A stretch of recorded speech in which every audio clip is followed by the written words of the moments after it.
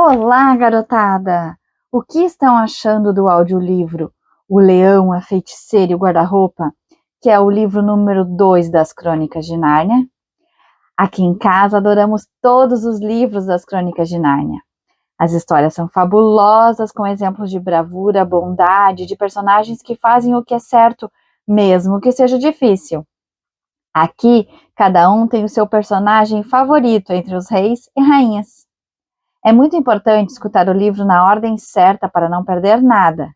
Dá uma checada se você está no capítulo correto antes de continuar. E não esqueça de dar seu like e se inscrever no canal. Vamos começar? Capítulo 15. Magia ainda mais profunda de antes da aurora do tempo. Ainda cobrindo o rosto com as mãos, as meninas ouviram a voz da feiticeira. Sigam-me todos e acabemos com o que resta da batalha. Não será difícil esmagar o verme humano e os traidores, agora que o grande louco, o gatão, está morto. As meninas passaram por grande perigo, pois com gritos selvagens e som de trombetas, aquele restolho da criação partiu em disparada do alto da colina para a encosta, passando rente pelo esconderijo. Os espectros foram como um vento gelado. O chão tremeu com o galope dos minotauros. Esvoaçou sobre as cabeças das duas garotas uma grande mancha imunda de abutres e morcegos gigantes. Em outra situação, teriam tremido de medo, mas agora tinham a alma tão cheia de tristeza, vergonha e horror pela morte de Aslan, que nem tempo tiveram de ter medo. Quando tudo se acalmou, Susana e Lúcia foram para o alto descoberto da colina. Ainda era possível distinguir, apesar das nuvens delicadas que ocultavam a lua, o vulto do leão, que jazia morto nos grilhões. Ambas se ajoelharam na relva molhada, beijaram o rosto frio de Aslan, acariciaram seu bonito pelo, o que ainda restava dele, e choraram amargamente até que não puderam mais. Olhando uma para a outra, deram-se as mãos porque se sentiam sós e choraram de novo. Depois voltaram a calar-se. Lúcia disse por fim: Não suporto vê-lo com esta horrível mordaça. Conseguiremos arrancá-la? Tentaram.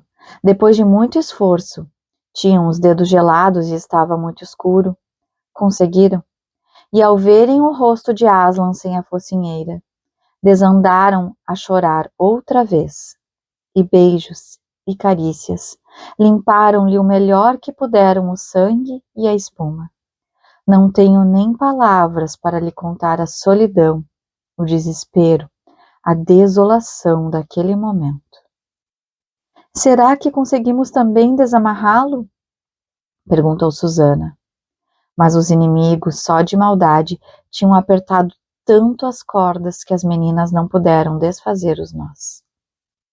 Espero que ninguém que esteja lendo essa história alguma vez na vida tenha sido tão infeliz quanto Susana e Lúcia naquela noite. Mas se você sabe o que é isso, e já passou a noite toda acordado, e chorou até acabarem as lágrimas, então sabe que no fim desce sobre a gente uma grande calma. Chegamos até a ter a sensação de que nada mais nos poderá acontecer. Pelo menos foi isso que as duas meninas sentiram. Passaram horas naquela calma absoluta e nem notaram que estavam ficando regeladas. Mas Lúcia reparou em duas coisas. Uma era que o céu sobre a colina estava muito mais claro do que antes, e a outra era que um movimento quase imperceptível percorria a relva a seus pés. A princípio não se importou. Já nada importava agora. Mas viu que algo começou a subir pelas pedras verticais que sustentavam a mesa de pedra. Qualquer coisa andava agora de um lado para o outro sob o corpo de Aslan. Chegou um pouquinho mais perto. Eram umas coisinhas cinzentas. Que horror! Exclamou Susana. Só faltavam estes ratos horrendos! Monstros! Sumam daqui! E ergueu as mãos para assustá-los. Espere, disse Lúcia, que os observava com mais atenção. Reparem no que estão fazendo. Ficaram a olhar inclinadas. Parece que... Mas que coisa estranha! Estão roendo as cordas. Exatamente! Estes ratinhos são boa gente, coitadinhos. Não percebem que ele está morto. Acham que ainda podem fazer alguma coisa. Estava bem mais claro agora, e cada uma reparou na palidez da outra. Enquanto continuavam a observar os ratos a roer as cordas, dezenas, centenas mesmo de ratinhos do campo. Por fim, uma a uma, as cordas todas estavam roídas. O céu estava esbranquiçado no oriente e as estrelas empalideciam também, menos uma muito grande, perto da linha do horizonte. O frio era mais intenso do que nunca, e os ratinhos desapareceram. As meninas afastaram o que restava das cordas roídas. Sem elas, Aslan parecia outro.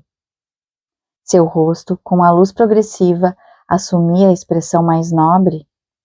No bosque, atrás delas, um passarinho fez um ensaio de gorjeio.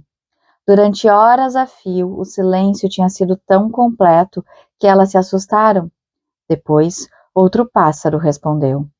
Daí a pouco as aves cantavam em toda a parte. Já era madrugada. Estou morrendo de frio, Susana. Eu também. E se a gente andasse um pouquinho?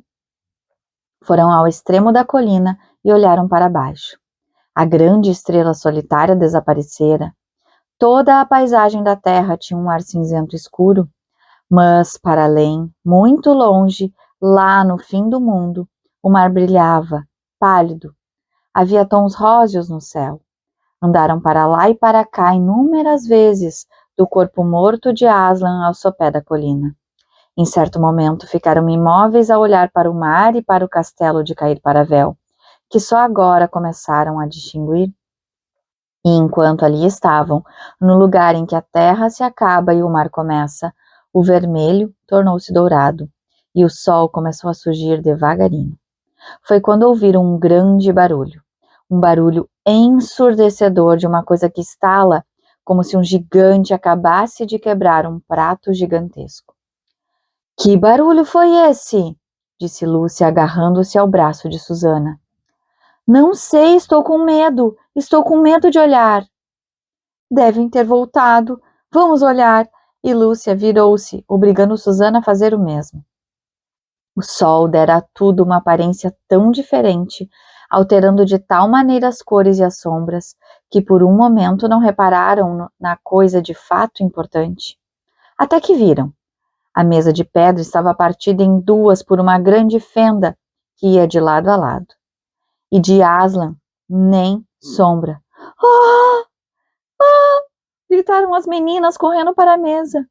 — Isso é demais! Podiam ao menos ter deixado o corpo em paz. — Mas que coisa é essa? Ainda será magia? — Magia, sim, disse uma voz forte pertinho delas. — Ainda é magia. Olharam, iluminado pelo sol nascente, maior do que antes. Aslan sacudia a juba. Pelo visto, tinha voltado a crescer. — Aslan! Aslan! Exclamaram as meninas espantadas ao olhar para ele, ao mesmo tempo assustadas e felizes. — Você não está morto! — Agora não. — Mas você não é um... Susana, trêmula, não teve a coragem de usar a palavra fantasma. Aslan abaixou a cabeça dourada e lambeu-lhe a testa. O calor de seu bafo era de criatura viva. — Pareço um fantasma? — Não, você está vivo! Oh, Aslan! Gritou Lúcia, e as duas meninas atiraram-se sobre ele com 1000 beijos. — Mas explique tudo isso, por favor, disse Susana, ao recuperar um pouco da calma. — Explico. A feiticeira pode conhecer a magia profunda, mas não sabe que há outra magia ainda mais profunda. O que ela sabe não vai além da aurora do tempo. Mas se fosse capaz de ver um pouco mais longe, de penetrar na escuridão e no silêncio que reinam antes da aurora do tempo, teria aprendido outro sortilégio. Saberia que se uma vítima voluntária, inocente de traição, fosse executada no lugar de um traidor, a mesa estalaria e a própria morte começaria a andar para trás. E agora? E agora? Disse Lúcia, pulando de alegria, batendo palmas. Ah, crianças, já me sinto mais forte. Vamos ver uma coisa, se vocês são capazes de me pegar. Ficou quieto por um instante, com os olhos brilhando muito, as pernas fremindo de excitação, fustigando-se com a cauda. De um salto, passou-lhes por cima da cabeça e foi cair do outro lado da mesa. Rindo, sem saber de quê, Lúcia subiu à mesa para pegá-lo. Aslan escapou com um pulo e começou uma corrida louca. Fugia, obrigando-as a correr pela colina, às vezes deixando que elas quase o agarrassem pela cauda. Mergulhava entre as duas, atirava-as ao ar com as patas enormes e aveludadas para voltar a apanhá-las. Parava de repente, fazendo com que elas se amontoassem no chão, rindo alegremente, numa confusão de braços, pernas e pelos. Foi uma algazarra daquelas como não existe fora de Nárnia. Lúcia não sabia bem se estava a brincar com o gatinho ou com o furacão. O mais engraçado é que quando, por fim, se deitaram ao sol, ofegantes, as duas já não estavam nada cansadas, nem com fome, nem com sede. Agora, disse Aslan, vamos ao trabalho. Acho que vou dar um rugido. Melhor taparem os ouvidos. Foi o que fizeram. Quando Aslan abriu a boca, seu rosto ficou tão apavorante que não tiveram coragem de olhar para ele. As árvores em frente curvaram-se ao sopro do rugido, como o capim se curva ao vento. Temos de andar muito. O melhor é vocês subirem nas minhas costas. O leão abaixou-se e as crianças subiram no seu dorso morno e dourado. Susana primeiro, agarrando-se na juba com toda a força. Lúcia depois, agarrando-se firmemente em Susana. O leão ergueu-se e partiu em disparada, descendo a colina e entrando pela floresta. Foi talvez a coisa mais fabulosa que lhes aconteceu em Nárnia. Você já galopou num cavalo? Então faça de conta que vai a cavalo. Elimine o barulho dos cascos, o ranger do freio. Imagine as passadas quase silenciosas do leão. Agora, em vez do dorso preto, cinza ou castanho do cavalo, imagine o pelo macio e dourado e a juba esvoaçando ao vento. Imagine também que está galopando 2 vezes mais depressa que o mais rápido cavalo de corrida. E não se esqueça de que esta montaria não precisa ser guiada e que nunca se cansa. Galopa, galopa, sem tropeçar, sem hesitações, abrindo caminho com grande habilidade entre as árvores, saltando arbustos, moitas e riachos, atravessando os mais largos a val e a nado os rios maiores. Mas não é cavalgar por uma estrada, nem num parque, nem sequer por uma encosta gramada, mas através de Nárnia, na primavera, ao longe de bosques lindíssimos inundados de sol, entre brancos pomares de cerejeiras em flor, passando por barulhentas cachoeiras, percorrendo gargantas perigosas, descendo de novo para os vales agrestes e os campos enfeitados de flores azuladas. Era quase meio-dia quando do alto de uma vertente escarpada viram um castelo. Parecia um castelinho de brinquedo todo espetado de torres, mas o leão descia a tal velocidade que ele crescia a cada momento. E antes de qualquer pergunta, já estavam ao pé do castelo. Já não era de brinquedo. Nenhum rosto surgiu nas ameias e os portões estavam fechados. Aslan, sem diminuir a corrida, precipitou-se para ele como uma flecha. É a casa da feiticeira! Gritou. Segurem firme! E foi como se o mundo virasse de cabeça para baixo. Foi aquele frio gelado na barriga, pois o leão tomava distância para o maior salto da história, galgando, voando, posso dizer, por cima da muralha do castelo. Ofegantes, mas sem um arranhão, As duas se viram no centro de um grande pátio cheio de estátuas de pedra. Fim do capítulo 15.